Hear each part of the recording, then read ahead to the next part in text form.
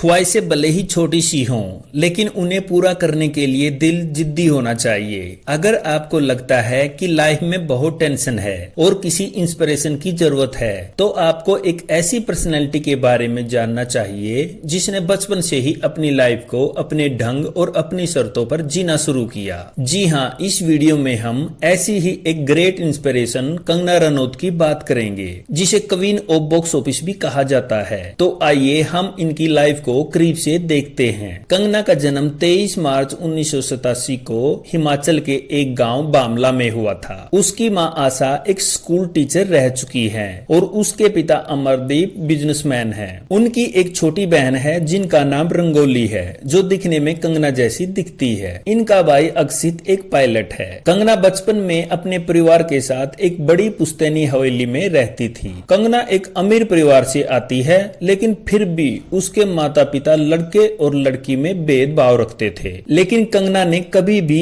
इस रूढ़िवादी सोच को स्वीकार नहीं किया, बल्कि जो चीजें उसके भाई अक्षित को दी जाती थी, वह उन्हीं चीजों को लड़कर हासिल कर लेती थी। कंगना पढ़ाई में बहुत होशियार थी और हमेशा फर्स्ट आती थी। उन्होंने अपने स्कूल की पढ़ाई DAV चंडीगढ़ से पूरी की। उसने डॉक्टर बनने के लिए मेडिकल की पढ़ाई शुरू की, लेकिन वह कुछ सब्जेक्ट में फेल हो गई। उसके बाद वह कुछ दिन डिप्रेशन में चली गई और उसने आगे की पढ़ाई छोड़ दी। अब कंगना ने मॉडलिंग में अपना करियर बनाने के बारे में सोचा, लेकिन घर वालों ने साफ मना कर दिया। तब 16 साल की उम्र में ही कंगना घर वालों की मर्जी के खिलाफ जाकर दिल्ली में अपने दोस्त के यहाँ चली गई। हालांकि दिल्ली में उनके पास ना तो कोई काम था और ना ही पैसा, फिर भी कंगना ने अपने घर से कोई हेल्प नहीं ली। कंगना ने दिल्ली में एलाइट मॉडलिंग एजेंसी को ज्वाइन किया और मॉडलिंग की ट्रेनिंग के दौरान ही उन्हें एहसास हुआ कि उसे एक्टिंग में अपना करियर बनाना है। उसके बाद उन्होंने एक्टिंग सीखने के लिए